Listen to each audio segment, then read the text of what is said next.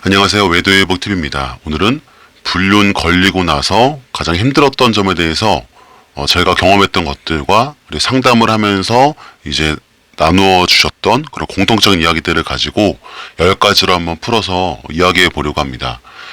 상담을 하다 보면은 이게 불륜이 발각된 이후에 하시는 분들도 많거든요. 그러면 이제 마이크를 흐리면서 어렵게 이야기를 꺼내세요. 사실은 그때 그 일이 들켰어요. 제가 그 순간을 잊을 수가 없어요. 그냥 완전히 무너졌습니다. 그리고 나지막하게 뭐 이런 말도 덧붙이세요. 차라리 들키지 말 걸 그랬어요. 그 순간 제 인생에서 모든 것이 무너졌어요. 가족이 날 바라보는 눈빛이 지금도 떠올라서 힘들어요. 그런 이야기를 들을 때마다 저는 단순히 후회하고 계시다라고 생각하진 않아요. 그 말들 속에는 자기 자신을 향한 분노, 그리고 사랑하는 사람을 무너뜨렸다는 그 죄책감, 모든 것을 되돌릴 수 없다는 그 체념, 그리고 여전히 남아있는 회한이 뒤엉켜 있습니다. 어떤 분은 하루아침에 집에서 쫓겨났고, 어떤 분은 자녀 앞에서 무릎 꿇고 울며 용서를 빌어야 했고, 어떤 분은 가족들 앞에서 존재 자체가 삭제된 느낌이라고도 말했죠. 그 모든 경험 속에서 공통적으로 흐르고 있는 건 내가 얼마나 큰 상처를 줬는지 이제야 보이기 시작했다는 그 이야기예요. 그 고백이죠. 그 무너짐의 시간은 마치 숨 쉴 수 없는 밤을 몇 주 몇 달씩 견디는 것과 같아요. 혼자 있고 싶지도 않고, 누구와 함께 있어도 죄인처럼 느껴지고, 내가 한 행동이 너무도 또렷하게 기억나면서 스스로를 견딜 수 없게 하는 거죠. 그 고통을 누가 알아줄까 싶어서 누구에게도 쉽게 말하지 못하고, 가끔은 나는 이 고통을 감당하며 살아야 할 사람인가라는 생각까지 들게 만듭니다. 하지만 불륜이라는 단어는 누구에게나 차가운 시선과 무거운 죄책감을 안기죠. 특히 걸린 이후에는, 발각된 후에는 내 잘못 하나로 가족을 울게 했다는 현실 앞에 그 누구도 쉽게 자기 자신을 용서하기가 어렵습니다. 하지만 또 그렇다고 해서 제가 경험해 보니까 우리가 영원히 죄인으로만 살아야 하는 건 아닙니다. 후회하고 있다면, 진심으로 회복하고자 한다면, 아직 지켜낼 수 있는 무언가가 있다면 우리는 그 자리에서 다시 시작할 수가 있어요. 저는 오늘 이 영상을 통해서 지금 너무 힘든 시간을 통과하고 있는 누군가에게 그 무너짐은 끝이 아니다, 그곳이 바로 회복의 출발점이 될 수 있다는 희망을 전하고 싶습니다. 물론 쉽지 않아요. 누군가는 용서를 쉽게 내어주지 않을 수도 있고, 시간이 아무리 흘러도 회복되지 않는 관계로 있을 수도 있습니다. 그럼에도 불구하고 우리가 붙잡아야 될 것들은 아이들, 가정, 나 자신, 이런 것들이 있다면 우린 그걸 포기하지 않아야 되죠. 오늘 이 시간은 그런 이야기들을 좀 해보겠습니다. 불륜이 발각되고 나서 가장 먼저 힘들었고 무너졌던 순간들, 가슴속 깊이 배인 그 기억들 하나하나를 제가 좀 꺼내보려고 합니다. 자, 그러면 첫째, 가족의 눈빛이 바뀌는 순간. 불륜이 발각되고 나서 가장 먼저 느껴지는 변화는 바로 그 눈빛입니다. 어떤 말보다 빠르고 어떤 행동보다 깊게 마음에 박히는 변화. 그건 바로 가족이 나를 바라보는 눈빛이 달라졌다는 사실이었어요. 예전에는요, 집에 들어오면 아내가 항상 웃어주고 잘 맞이해주고 따뜻하고 너그럽게 해줬는데, 무언가 말하지 않아도 그 눈빛 하나로 오늘 수고했다라는 그 말을 대신하곤 했는데, 그 눈빛이 저를 또 사람답게 만들어주고 또 기쁨을 주고, 난 누군가에게 필요한 존재, 믿을 수 있는 사람이구나, 그렇게 사랑받는 사람이라는 걸 느끼게 해줬죠. 근데 어느 날 아무 말 없이 마주한 그 눈빛이 완전히 달라져 있었습니다. 그 눈을 마주치는 게 너무나 두려웠죠.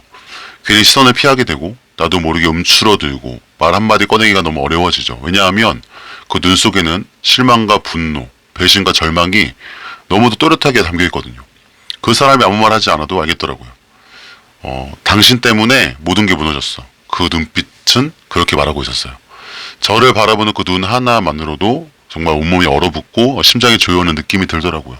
그리고 자꾸 이런 생각이 들었어요. 이제 나를 믿지 않겠지? 나를 사람으로 보지 않겠지? 나랑 대화할 생각도 하지 않을 수 있겠네? 이제 그 따뜻한 눈빛을 못 볼 수 있겠다. 그 생각이 자꾸 머릿속에 맴돌더라고요. 잘 때도, 밥 먹을 때도, 아이들 볼 때도, 심지어 출근길 고속도로 차를 타고 갈 때도 자꾸 떠올라요.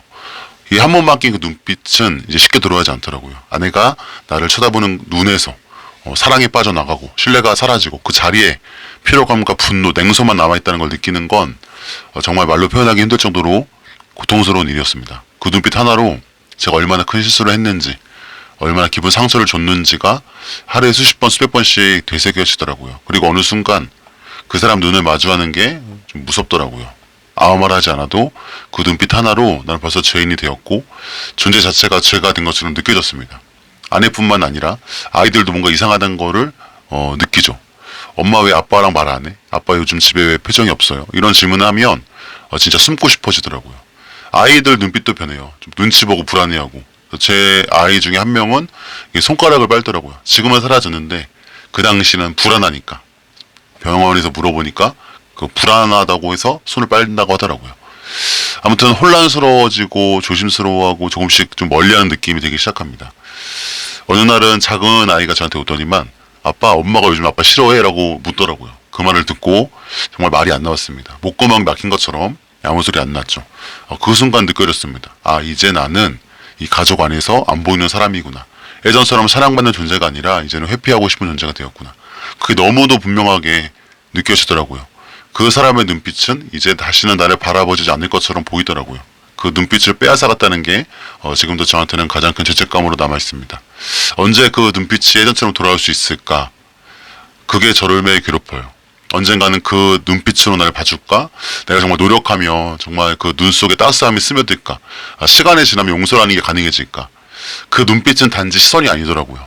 가족의 온기와 가족 관계 회복, 나라는 사람의 그런 회생 여부를 담고 있는 거울 같은 그런 느낌이 들더라고요. 그리고 저는 그 거울 앞에서 하루에도 10번씩 그 안에서 무너지고 또 무너지게 되었습니다. 이게 바로 불륜이 드러난 이후 가장 먼저 무너지는 부분입니다. 사랑하던 사람의 눈빛, 그게 바뀌는 순간 내 안의 모든 자존감과 확신이 다 무너지기 시작하더라고요. 둘째, 아이 앞에서의 죄책감. 가족의 눈빛이 바뀐 다음에 그 다음으로 저를 가장 무너뜨린 건 아이를 보는 순간 찾아오는 죄책감이었어요. 어느 날 퇴근하고 집에 들어왔는데 아이가 해맑게 뛰어오더니 저한테 안기더라고요. 항상 안기죠. 어리면 어릴수록 아이들이 더 반기니까요.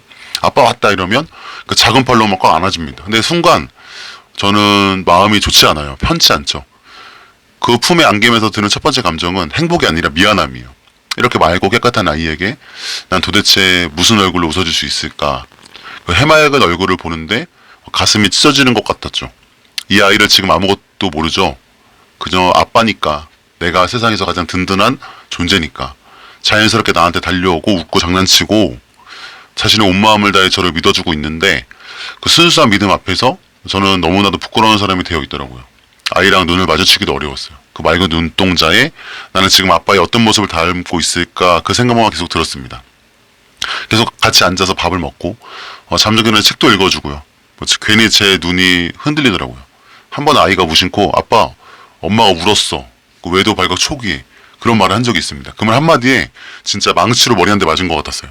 이 아이가 지금 뭘 모르지만 언젠간 알게 될 수도 있겠지.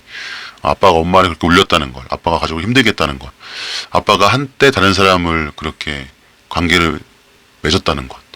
그게 뭔가 상상이 시작되는 순간 제 존재 전체가 죄처럼 느껴지더라고요. 아이 앞에서 더 이상 존경받는 어른도 아니고 믿음직한 보호자도 아니고 그저 자기 잘못 하나 감당 못한 어른처럼 느껴졌습니다. 아이는 여전히 아빠라고 부르는데 그 부름이 정말 가끔은 칼처럼 가슴을 꽂더라고요. 아빠 놀이터 가요. 아빠 내 유치원에 부모님 오래요. 나 커서 아빠처럼 되고 싶어. 이런 말 들 때마다 진짜 마음이 편하지가 않아요. 마음속으로 진짜 많이 무너집니다. 애는 지금 몰라서 저렇게 말하는 거고 나중에 알게 되면 아빠처럼 되고 싶다는 말 하지 않겠지. 그리고 어느 날은 문득 애가 나중에 이 모든 걸 알게 되었을 때 나는 어떤 아빠로 기억할까, 나를 어떻게 생각할까, 이 생각을 하다 보면 진짜 하루 종일 아무것도 못하고 멍하니 있었던 날도 있었습니다. 그게 좀 무섭더라고요. 제가 뭘 사실 크게 바라겠습니까? 크게 성공하길 바랬던 것도 아니고 세상에 자랑할 만한 아빠가 되자는 것도 아니었잖아요. 그냥 아이에게 좋은 아빠가 되자. 그 말 한마디 듣고 싶었을 뿐이잖아요. 다들 그렇잖아요. 근데 저는 그 말 한마디를 들을 자격조차 없지 않을까, 나중에 그렇게 되지 않을까. 아직 이 아이는 너무 어리고 지금은 모르지만 언젠간 누군가에게 들을 수도 있고 문득 무언가를 느낄 수도 있을 텐데 저를 다르게 기억하게 될 수도 있겠죠. 그때 이 아이가 저를 미워할까봐, 저를 부끄러워할까봐, 저를 지워버리고 싶어할까봐, 그게 가장 무섭더라고요. 그래서 요즘은 아이랑 함께 있는 시간에도 그 웃음소리 하나하나가 그 미안함으로 들려와요. 이 웃음을 지켜줘야 하는 사람은 나였는데 오히려 상처를 받는 사람이 나였구나. 그게 가장 힘들더라고요. 이게 바로 아이 앞에서 느껴지는 죄책감의 무게입니다. 말도 잘 못하고 아직 상황을 전혀 모르는 그 아이에게 제가 느끼는 죄는 더 무겁게 다가오더라고요. 그리고 그 죄책감은 때로는 아내 앞에서 보다도 더 깊고 오래 남습니다. 왜냐하면 이 아이는 아무 잘못도 없고 그저 나 하나만 믿고 살아가는 존재이기 때문이에요. 셋째, 내가 만든 상처를 마주하는 고통. 불륜이 걸린 다음에 가장 고통스러운 일 중 하나는 내가 직접 만든 상처를 매일 마주해야 한다는 거예요. 어느 날 아침에 아내가 거실에 앉아 멍하게 TV를 보는데 실은 아무것도 보지 않고 있다는 걸 알아요. 눈은 화면을 향해 있지만 영혼은 텅 빈 채로 그 자리에 앉아 있는 거죠. 입술은 다 말라 있고 손꽃은 떨고 있고 그 작은 어깨가 자꾸만 내려앉습니다. 그리고 그 옆에 서 있는 나는 말 걸기도 애매하고 그 모습을 그냥 보기도 애매하고, 왜냐하면 그 무너진 표정, 그 주저앉은 마음, 그 모든 게 다 내 책임이잖아요. 내가 만든 결과라는 걸 알기 때문에. 아내가 그 외도 초반에는 진짜 많이 울었어요. 그리고 이제 왜 그랬냐고, 어떻게 나한테 그럴 수 있냐고 그 말을 반복하는데 솔직히 할 말이 없어요. 미안해라는 말도 한두 번이지 그 순간 온몸이 정말 산산조각 나는 것 같았어요. 그 울음은 그냥 눈물이 아니라 그 신뢰가 무너질 때 나는 그 울음, 사랑이 부서질 때 터져 나오는 그 울음, 그걸 바로 옆에서 들었어야만 했습니다. 그 모든 눈물, 그 모든 한숨, 그 모든 분노와 침묵이 나라는 사람으로부터 비롯한 그 사실, 그걸 매일 매 시간 아주 선명하게 마주해야 해요. 말을 걸려고 해도요, 입이 안 떨어집니다. 미안해라는 말이 너무 작고 무의미하게 느껴져요. 이 상황 앞에서 도대체 무슨 말이 위로가 될 수 있을까? 그리고 다가가려고 하면 그 눈빛이 말하죠. 지금은 나 좀 그냥 내버려둬. 그래서 다가가기가 어렵습니다. 그저 거실끝 방문 틈, 부엌 문턱 어딘가에 서 있는 채로 그냥 망가진 사람을 바라보기만 하는 거죠. 그 무력감이 정말 괴롭습니다. 아, 내가 상처 준 사람인데 지금 그 상처 앞에서 아무것도 할 수가 없구나. 사랑하는 사람을 울게 한 것도 나고 그 울음을 안아주지 못하는 것도 나죠. 계속해서 머릿속을 맴돌립니다. 내가 왜 그랬을까? 왜 그 순간 멈추지 못했을까?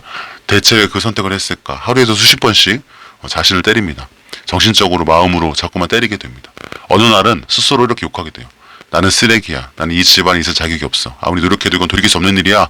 이런 생각이 몰려올 때 가출하고 싶더라고요. 그래서 가출도 여러 번 했던 기억이 납니다. 해서는 안 될 짓이었지만 그러면서 오늘 하루를 버텨야 하니까 아무 일 없던 척 밥을 차리고 설거지를 하고 아이를 챙기죠. 근데 속은 이미 무너져 있습니다. 하루 종일 무너져 있습니다. 그 사람의 작은 한숨에도, 눈길 하나에도 울컥하고 또 무너지더라고요. 내가 받는 상처가 지금 이 집안 곳곳에서 눈에 보이고 들리고 느껴지죠. 식탁 위에 덩그러니 놓여있는 찬물 한 컵, 말없이 나오는 문 쿵 닫는 소리, 거실에 멍하니 켜져 있는 그 TV 화면, 모두 다 내가 이렇게 이 집을 만들었어요 라고 말하고 있는 것 같아요. 그리고 그걸 보면서도 내가 아무것도 할 수 없다는 사실이 가장 고통스럽습니다. 이게 바로 내가 만든 상처를 마주하는 고통이에요. 다른 사람이 만든 게 아니라 누군가 외부에서 주어진 일이 아닙니다. 바로 내가 한 행동 하나로 만들어진 결과죠. 그 앞에서 말도 행동도 눈물도 조심스러워지는 그 시간, 그리고 매일같이 자기 자신을 똑바로 못 쳐다보는 시간, 이 시간이 끝이 날까요? 글쎄요. 그건 아마 상처를 준 내가 어떤 방향으로 걸어가느냐에 따라 달려있는 것 같습니다. 도망가지 않고 끝까지 마주하면서 그 눈물을 외면하지 않고 함께 견딘다면 언젠간 조금은 달라질 수 있을지 모르겠습니다. 넷째, 주변 시선이 너무 무섭다. 불륜이 발각되고 나서 생각보다 너무 오래 더 깊게 따라붙는 고통이 하나 있습니다. 바로 사람들의 시선에 대한 두려움이에요. 말을 안 해도 그냥 내가 그 자리에 서 있다는 이유만으로 모두가 나를 알고 있는 것 같은 느낌. 식당에 가도, 엘리베이터를 타도, 교회에 앉아 있어도, 길에서 누굴 마주쳐도 그 사람의 눈빛 하나, 표정 하나가 나를 향해 너 다 알고 있어 라고 말하고 있는 것처럼 느껴집니다. 누군가 웃고만 있어도 나 뒷얘기하는 건가? 누군가 조용히 하면 지금 나를 피하는 건가? 이런 식으로 모든 생각이 나 중심으로 왜곡되고 혼자 죄의식 속에서 뒷걸음질 치게 되더라고요. 가만히 있던 사람들도 이제는 무섭게 느껴져요. 그들이 실제로 아는지 모르는지는 중요하지 않아요. 이미 내 안에서 모두가 알고 있다고 여겨지니까 어떤 날은 마트에 갔다가 지인과 마주칠까봐 그냥 장바구니 내려놓고 뛰쳐나온 적도 있어요. 머릿속에서는 계속 이런 생각이 떠오릅니다. 누가 내 이 얘기를 어디선가 흘린 건 아닐까? 혹시 SNS나 단톡방에 나에 대한 얘기가 도는 게 아닐까? 괜히 나 혼자 모르는 거 아닐까? 그러다 보면은 정말 아무것도 처번을 하지 못해요. 밖에 나가는 것 자체가 두려워지고 카톡 다 지우고 모임 일절 안 나가고 연락도 안 하고 그냥 SNS를 차단시켜버립니다. 모든 인간관계를 끊고 싶은 순간이 와요. 그런데 더 아픈 건 정작 피해자인 아내가 내가 만들어온 이 상황 속에서 더 눈치를 보게 된다는 사실. 제가 잘못했는데 아내가 주변의 시선을 더 두려워하게 되는 겁니다. 사람들이 나를 안쓰럽게 볼까봐, 누가 쟤 왜 아직 같이 살아? 라고 속으로 생각할까봐, 이혼도 안 하고 같이 사고 있는 이유를 누가 의심할까봐, 그런 마음으로 아내는 제 옆에서 있으면서 더 작아지고 더 조심스럽고 더 그렇게 움직이더라고요. 그걸 볼 때마다 정말 더 미치겠습니다. 내가 저지른 실수로 인해서 사랑하는 사람의 눈을 내리깔고 살아야 한다는 그 현실. 그 모습이 더 큰 죄책감으로 밀려오더라고요. 이 상황 속에서 누군가 위로한다고 말을 건네면 그것조차 무섭습니다. 이 위로일까 아니면 비난을 포장한 말일까? 내가 왜 그랬는지 설명이라도 해야 하는 걸까?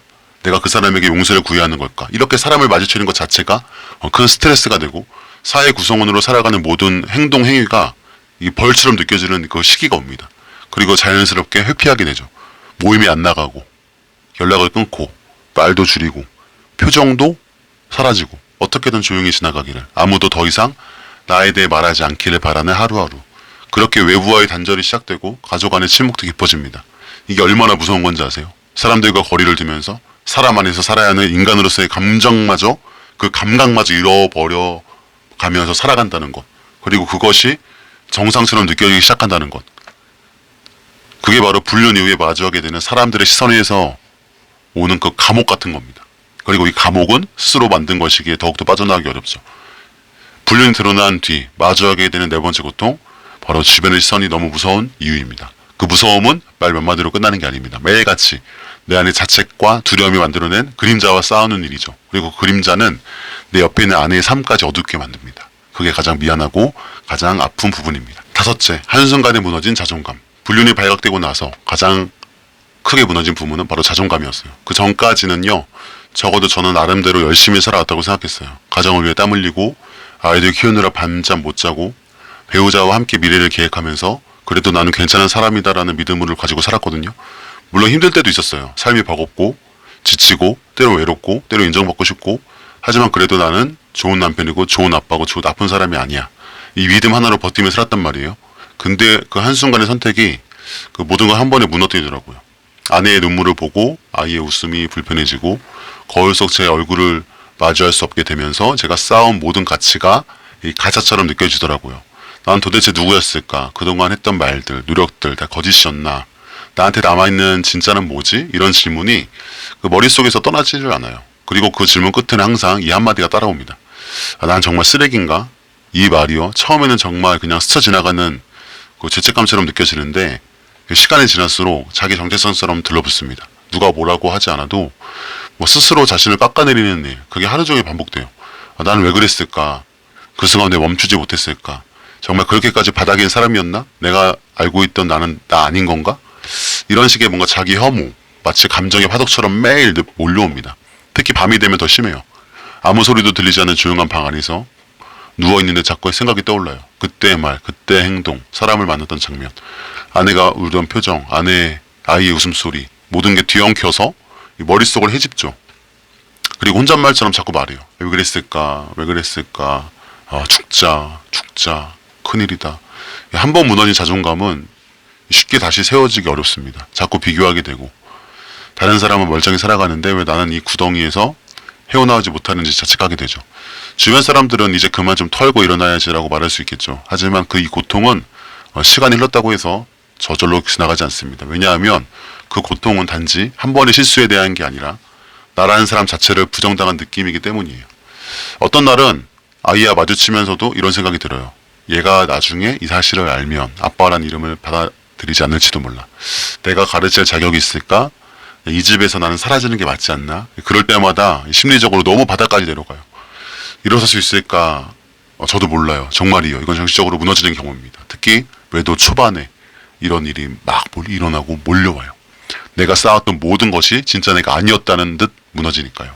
근데 그렇다고 해서 스스로 목소리를 내기도 어렵습니다.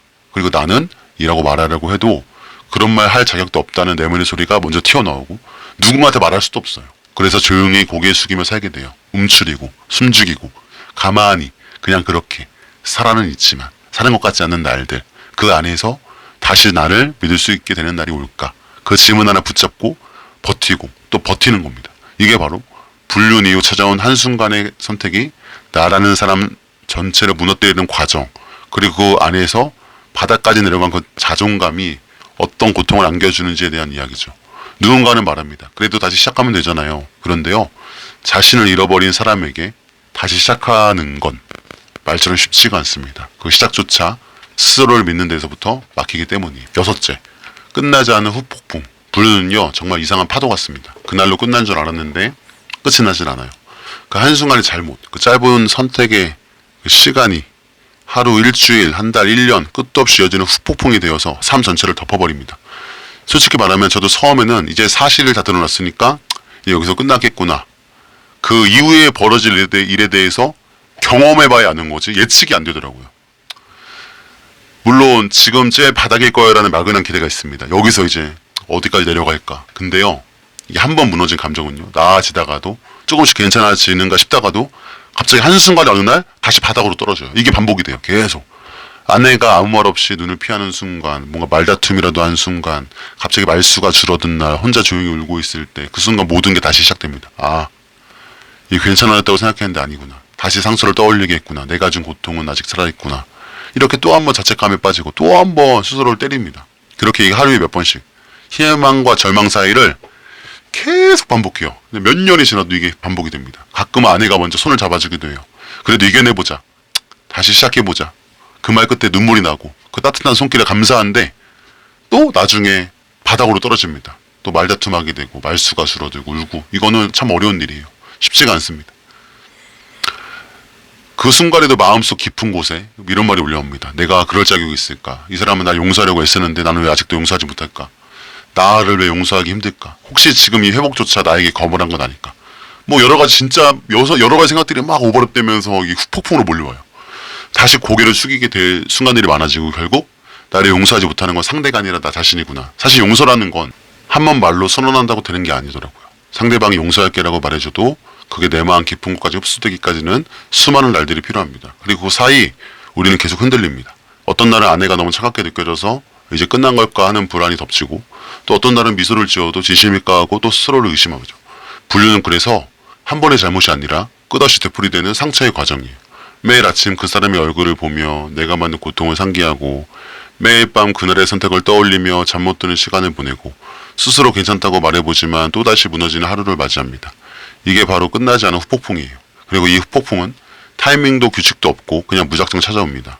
잘 지내던 날에도 웃던 날에도 평범하게 밥 먹던 날에도 갑자기 밀려오는 그날의 기억, 그 후회, 그 죄책감, 그 모든 감정이 다시 몰아치죠. 그러다 보면 또 이런 질문이 따라와요. 나는 과연 사랑받을 수 있을까? 정말 회복할 수 있을까? 이 사람의 인생에서 나는 여전히 함께 있어도 되는 존재일까? 그리고 이 질문의 끝에 제 스스로 이렇게 대답하더라고요. 그래도 버텨야지. 아직 포기할 수 없으니까. 이게 바로 불륜이라는 선택이 남긴 진짜 흔적들이에요. 사건은 끝났지만 감정은 아직 진행 중이고 그 흔들림은 지금도 계속되고 있습니다. 불륜은 드러나는 날이 끝이 아니라 그 후가 진짜 시작이에요. 그리고 시작은 가장 먼저 스스로를 마주하는 일부터 시작이 됩니다. 7번째, 정말 끝난 걸까라는 공포. 모든 게 드러났습니다. 숨겼던 사실도 만났던 사람도 행동도 그날 전부 털어놓았죠. 더 이상 감출 것도 없고 더 이상 어설픈 변명도 남아있지 않은 상태. 그날 이후 저는 완전히 무너졌습니다. 관계도 정리됐고 연락도 끊겼고 물리적으로는 모든 게 끝났다고 할 수 있는 상황이죠. 근데 정말 끝난 걸까? 이 질문은 이후에도 끊임없이 따라붙습니다. 그리고 이 질문은 저보다 아내의 마음속에 더 선명하게 살아있죠. 아무리 말해도 아무리 노력해도 정말 이제 다 끝난 거 맞아? 그 의심이 완전히 사라지지 않습니다. 하루는 핸드폰이 울렸는데 순간 아내가 고개를 돌려 제 핸드폰 화면을 슬쩍 봤습니다. 그 행동 하나에 심장이 쿵 내려앉더라고요. 별 내용도 아닌 전화였는데 그 반응을 보는 순간 아직 끝난 게 아니구나 라는 걸 느꼈어요. 외출 시간이 조금만 늦어도 무슨 말을 해도 늘 따라오는 건 그 말 진짜 맞는 걸까라는 불신의 눈빛. 제가 거짓말했던 사람이기 때문에 제가 먼저 믿음을 깬 사람이기 때문에 이제는 진실을 말해도 의심받는 사람이 되었다는 걸 그때마다 절감하게 되죠. 사실 그게 맞는 말이죠. 그 신뢰는 제가 무너뜨린 거니까요. 아무리 지금 진심을 다해 행동하고 있어도 이미 한번 부서진 믿음은 이유 없이 무너지기도 하고 갑자기 고개를 드는 불안으로 다시 돌아오기도 합니다. 가장 무서운 건 그 불신이 언제 찾아올지 모른다는 거예요. 평범한 저녁, 별다른 것 없는 하루 속에서도 갑자기 아내의 표정이 바뀌고 갑자기 예민한 질문이 날아오고 그때마다 다시 진술하듯 설명을 해야 되고 그 설명이 때로는 더 큰 상처가 됩니다. 왜냐하면 이해해줘라는 마음으로 꺼낸 말이 오히려 넌 여전히 안 변했네라는 오해로 돌아올 수 있기 때문이에요. 그럼 다시 조용히 입을 닫게 되죠. 그리고 속으로만 반복합니다. 왜 또 의심하지? 이제 정말 다 끝났는데 내가 뭘 더 보여줘야 할까? 하지만 그 다음 순간엔 그 모든 반응이 당연한 거야. 그럴 수밖에 없지. 그 사람 입장에선 얼마나 무서울까 하는 자책으로 돌아옵니다. 다른 사람이 아니에요. 바로 내가 그 믿음을 깨뜨린 당사자니까요. 이 고통은 누가 억지로 준 것도 아니고 어디서부터 잘못됐는지도 너무 명확합니다. 그래서 더 괴롭더라고요. 도망칠 수도 누구 탓할 수도 없으니까요. 결국엔 자기 자신과의 싸움이에요. 오늘도 오해받을 수 있다는 걸 감당할 수 있을지, 오늘도 믿음을 얻기 위해 뱉어낼 수 있을지, 오늘도 이제 정말 괜찮아라는 말을 들을 수 없을지도 모른다는 걸 받아들일 수 있을지, 그걸 끌어안고 하루하루 걸어가는 거죠. 그게 바로 불륜이 끝난 뒤에 이어지는 그 공포, 정말 끝나갈 거라는 질문의 무게입니다. 그 무게는 말이 아니라 행동 하나하나, 눈빛 하나하나에서 끝없이 흔들립니다. 그리고 흔들림은 결국 내가 만든 파문이란 그 사실에 다시 마음이 무너집니다. 여덟째, 일상으로 돌아갈 수 없는 현실. 불륜이 발각된 후 제일 먼저 바랬던 게 하나 있었어요. 그래도 시간이 지나면 조금은 다시 예전처럼 살아갈 수 있겠지. 아무 일 없던 듯 다시 출근하고 밥 먹고 아이랑 놀고 잠들고 주말이면 장을 보고 평범한 일상으로 천천히 돌아가게 될 거라 믿었습니다. 근데 그게 정말 불가능하다는 사실을 금방 깨달았어요. 이제는 그저 밥 숟가락 드는 일조차 쉽지 않은 일이 되어버리더라고요. 식탁에 앉아 밥을 떠올리려다가 옆에서 말없이 앉아있는 아내의 표정을 보면은 입맛이 뚝 떨어지고 눈물이 차올라서 숟가락을 내려놓게 됩니다. 아이의 장난감 소리가 반가워야 하는데 그 밝은 소리 하나에도 숨이 멎어요. 이 아이는 아무것도 모르고 이렇게 웃고 있는데 나는 이 아이는 아무것도 모르고 웃고 있으면서 나는 이 아이의 아빠로서 도대체 뭘 하고 있었던 걸까? 그 생각이 들면 한참을 멍하니 앉게 되죠. 거실엔 TV 소리도 없고 부엌에서 설거지 소리도 안 들리고 집안에 뭔가 가득한 정적조차 고통이 되죠. 그 정적 안에서 온갖 기억이 몰려옵니다. 들키기 전 평범했던 그 저녁들, 웃으면서 나눴던 대화들, 함께 봤던 드라마, 주말에 갔던 공원, 내가 웃고 있었던 순간들, 그 사진들, 그 모든 기억들이 이제는 사라져버린 과거의 유물처럼 그렇게 느껴집니다. 이제는 나는 이제 없구나. 이 말이 현실이 되는 순간이 있어요. 그동안 아무렇지 않게 했던 것들이 양치질, 빨래 널기, 마트 장보기, 아이 재우기, 차이 시동 걸기 이런 사소한 행동들이 이제는 마치 낯선 사람의 삶처럼 느껴져요. 그 일상들 속에서 예전의 나를 더 이상 찾을 수 없다는 사실, 그게 가장 힘든 고통이더라고요. 누군가는 이렇게 말하겠죠. 그래도 볕터야 해요. 이제 살아야죠. 하지만 그 이전의 나, 그 삶이 완전히 무너졌던 걸 받아들이는 건 사형 선고를 받는 것만큼 절망적이에요. 내가 만든 잘못이고 내가 선택한 길이지만 그 끝이 이렇게까지 클 줄은 몰랐죠. 살아는 있지만 사는 척하며 살아가고 있는 느낌? 그게 매일 아침 눈 뜰 때마다 제일 먼저 느껴지는 감정이에요. 누군가가 요즘 잘 지내요라고 물어보면 이게 대답하기 좀 곤란해요. 고민이 듭니다. 속으로는 잘 못 지내요, 아무것도 안 괜찮아요 라고 말하고 싶은데 그냥 잘 살고 있다고 대답합니다. 왜냐하면 그 말을 꺼내도 아무 의미가 없을 것 같고 누가 들어줄 수 있을지도 모르겠고 무엇보다 스스로조차 설명할 수 없는 상태이기 때문이에요.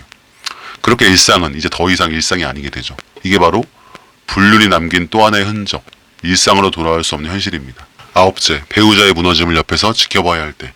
이건 진짜 고통입니다. 누군가를 아프게 한 사람이 그 아픔을 눈앞에서 지켜봐야 하는 고통. 아마 겪어본 사람이 아니라면 절대 이해할 수 없을 거예요. 처음에 화를 냅니다. 욕을 하고 소리를 지르고 눈물을 쏟고 과거를 끄집어내고 그게 수십 번 수백 번 쏟아냅니다. 그 순간에도 아프죠. 하지만 그건 감당해야 할 고통이라는 이름으로 어느 정도 마음을 준비할 수 있었어요. 하지만 정말 고통스러운 건 그 모든 분노가 사라진 그 다음이에요. 아무 말도 하지 않고 눈도 마주치지 않고 한참 동안 조용히 앉아있는 그 모습, 그 사람의 안에 에너지가 다 꺼져버린 듯한 온몸의 생기조차 빠져나간 채 그 무기력하게 앉아있는 그 모습, 그게 차라리 날 미워해달라고 말하고 싶을 만큼 너무 잔인하게 아픕니다. 식탁에 앉아있지만 밥을 입에 대지 않고 TV는 켜져 있지만 화면은 보지 않고 빨래를 개다가 멍하니 멈춰있거나 침대에 누워 천장을 바라보다가 조용히 등을 돌리는 그 모습, 말 한마디 없는데 그 정적이 고함보다 더 크게 가슴을 찢습니다. 그때 문득 들어오는 생각은 내가 이 사람을 이렇게 만들었구나. 이 멀쩡하던 사람을 이렇게 무너지게 만든 게 바로 나였구나. 그 자각은 숨이 턱 막히는 충격이자 뼈를 가르는 죄책감이기도 해요.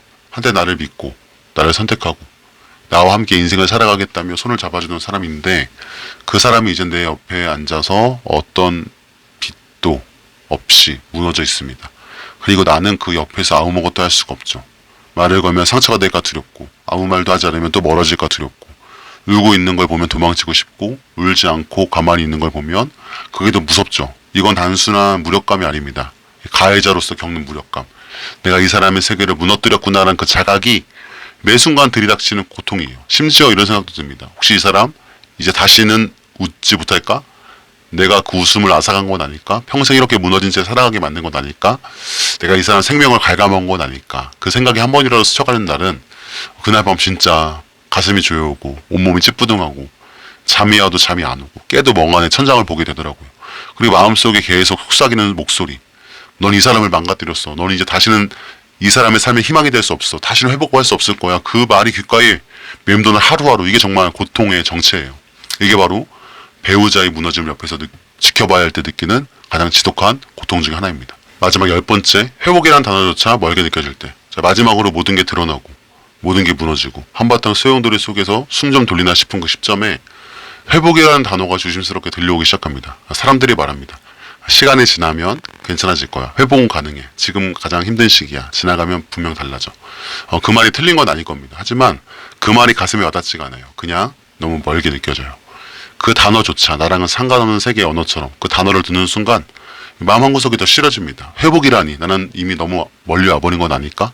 믿음을 무너뜨렸고 가정을 흔들었고 사랑하는 사람을 눈물로 버텨내게 만들었고 아이 앞에서 부끄러운 존재가 되어버렸고 그런 내가 회복이라는 단어를 입에 올리는 게 과연 맞는 일일까? 어쩌면 나는 이미 잃을 걸 다 잃은 사람인지도 모르겠다는 생각이 듭니다. 신뢰도 존경도 가족의 시선도 나 자신에 대한 믿음도 그 어느 것도 다시 돌이킬 수 없을 것 같고 아무리 노력해도 결국 원래의 자리엔 못 돌아갈 것 같은 그 막막함이 마음을 짓눌러 오죠. 그리고 그 마음속 공허한 틈 사이로 포기란 유혹이 자꾸 조용히 스며듭니다. 그건 크게 울리지 않아요. 소리 없이 아주 낮게 이렇게 속삭입니다. 그만해도 돼. 이 정도 했으면 됐잖아. 아무도 더 원하지 않아. 지금은 그냥 놓아도 돼. 아니면 너 가서 죽어. 그 말이 무섭게 위로처럼 들릴 때가 있습니다. 그 말 한마디에 모든 책임과 무게를 내려놓고 싶은 순간이 와요. 진짜 회복이라는 게 존재하긴 하는 걸까? 지금 내가 하고 있는 이 모든 노력, 이 모든 울음, 이 모든 죄책감과 후회와 무너짐 위에 다시란 단어가 붙을 수 있을까? 그 의무는 정말 하루 이틀로 끝나지가 않더라고요. 심지어는 회복하는 와중에도 다시 무너지고 다시 흔들리고 다시 아프고 가출하고 이런 거 경험하다 보면 점점 내가 아무리 노력해도 안 되는 일이 있다는 결론에 가까워지죠. 그게 바로 이 모든 과정에서 가장 외롭고 가장 위험한 순간입니다. 왜냐하면 그 순간은 내가 나를 놓아버리고 싶어지는 때이기 때문이에요. 이쯤이면 됐지 더 뭘 바라겠어. 용서? 난 그런 걸 받을 자격 없어요. 사랑? 그건 이미 내 손에서 떠난 지 오래예요. 회복? 그건 나랑 상관없는 말이야. 그렇게 스스로를 점점 밀어내고 끝내는 마음속으로 문을 닫아버립니다.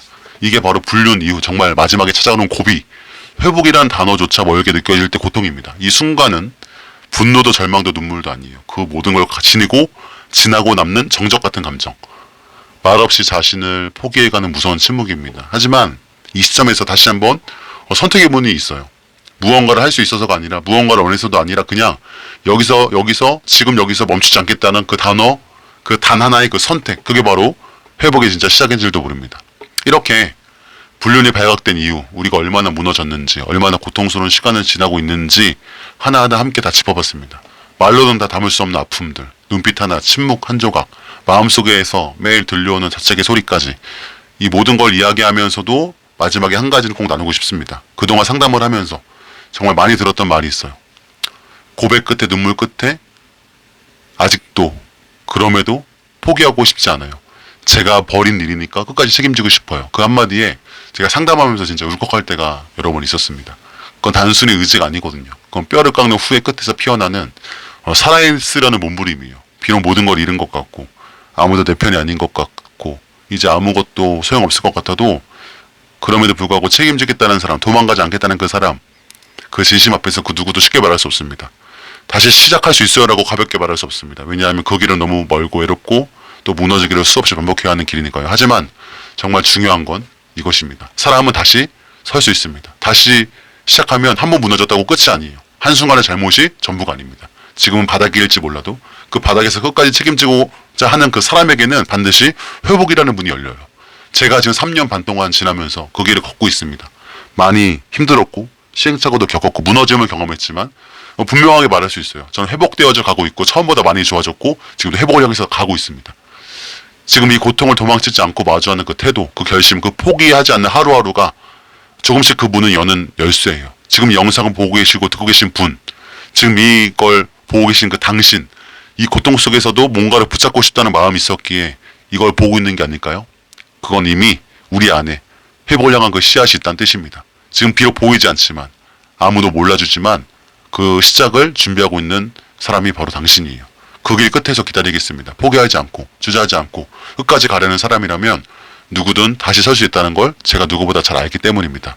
무너졌지만 끝이 아닙니다. 다쳤지만 끝나지 않았습니다. 그리고 지금 다시 시작할 수 있습니다. 정말 끝까지 포기하지 마세요. 감사합니다.